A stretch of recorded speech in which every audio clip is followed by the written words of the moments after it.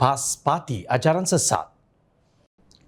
Naib Presiden Amanah Datuk Seri Dr. Mujahid Yusof Rawal mengimbas kembali ketika ayahnya Tuan Guru Haji Yusof Rawal memimpin PAS, beliau tidak memegang prinsip dan sikap yang keras. Sebaliknya beliau menegur perbuatan mentakfiri atau memusuhi bukan Islam. Kita dilarang daripada menghukum. Berbuat baik asalkan Islam tidak diperangi. Berbeza dengan suasana politik hari ini, PAS menunggang agama demi politik. Isu yang menyebabkan kita kata guna agama, walhal benda itu politik tapi dia guna agama, itu yang kita kata tunggang agama, walhal benda itu benda politik, itu pandangan politik, itu pandangan orang kata tak ada kena-mengena dengan akidah pun, tapi oleh kerana dia telah menjadikan bahawa dia adalah Islam adalah dia, maka menyanggah dia itu bermakna menyanggah Islam. Ini pahaman sesat ni. Kata Mujahid dalam satu wawancara Islam Melayu terbela di Facebook Media Perpaduan 22 Jun lalu. Saya boleh bercakap saya ada locus standi untuk bercakap sebab saya datang dari parti itu. Saya menyertai PAS sejak sekolah kerana ayahanda saya bekas Mursyidul Ampas. Tapi zaman itu tidak berlaku sampai tahap begini, ujarnya. Menurut beliau, kepimpinan seterusnya amat berbeza dan berbahaya. Ucapan Presiden PAS Tan Sri Abdul Hadi Awang di Banggul Peradong, iaitu amanat Haji Hadi hingga saat ini tidak ditarik balik, telah membentuk pemikiran anak muda bahawa Islam itu PAS, PAS itu Islam. Itu sangat bahaya. Saya menganggap mereka khawarij moden. Semua orang tak betul. Muncul kelompok khawarij moden yang sangat berbahaya sebab dia tidak mempunyai pemikiran yang melihat negara dalam konteks yang realiti, kata Mujahid.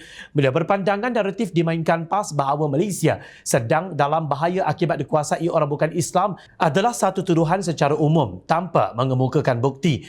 Katanya pemikiran yang dibawa parti pembangkang itu seolah-olah terpisah daripada realiti sebuah negara yang pelbagai kaum dan bangsa. Beliau membidas adakah semua orang bukan Islam itu jahat? Kerana jika begitu, Abdul Hadi Awang perlu mengemukakan bukti di mana ancaman sebenarnya. Mujahid juga menegaskan naratif bahawa orang Islam hari ini tidak berakidah, tidak beriman yang dibawa oleh Presiden, ia seolah-olah terpisah daripada realiti. Kalau dia bercakap begitu, macam mana dia duduk dalam sebuah negara pelbagai kaum? Adakah semua bukan Islam itu jahat? Nak kata jahat, kena ada bukti.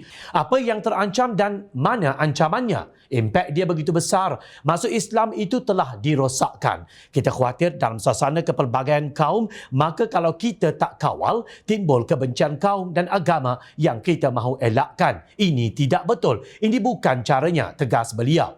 Beliau berpendirian dalam naratif Islam rahmah dan madani. Pemikiran sedemikian sangat berbahaya kerana diwakili oleh orang atas dalam PAS. Sementara itu, Ahli Majlis Kerja Tertinggi UMNO Datuk Seri Jamil Khair Baharom yang turut menjadi panel dalam wawancara itu berkata, pembentukan kerajaan perpaduan adalah pilihan yang terbaik pasca pilihan raya umum ke-15. Tegasnya persepakatan Pakatan Harapan dan UMNO yang dahulunya lawan adalah di luar jangkaan. Ini tidak pernah kita jangka, dulu lawan sekarang kawan, ujarnya. Mengulas mengenai hubungan selama 6 bulan antara UMNO dan Pakatan Harapan membentuk gabungan kerajaan. Menurut beliau, tidak sedikit pun kekeruhan timbul antara mereka.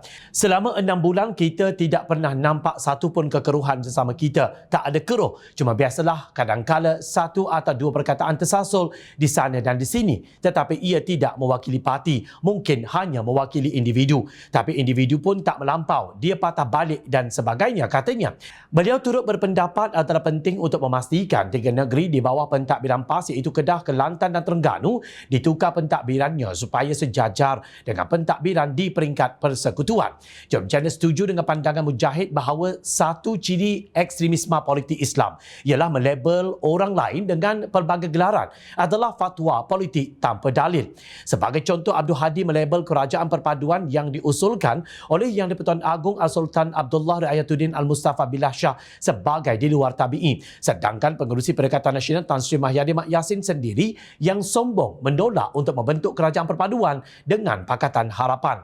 Mereka sendiri yang memilih untuk menjadi pembangkang. Namun setelah pilihan itu menjadi kenyataan, mereka tidak memegang amanah sebagai pembangkang yang membina. Sebaliknya menghamburkan kata-kata fitnah yang bertali arus kepada kerajaan perpaduan. Dengan akhlak yang sedemikian, adakah kita akan memilih Perikatan Nasional untuk menjadi kerajaan pada pilihan raya negeri di 6 negeri nanti? Tepuk dada, tanyalah iman.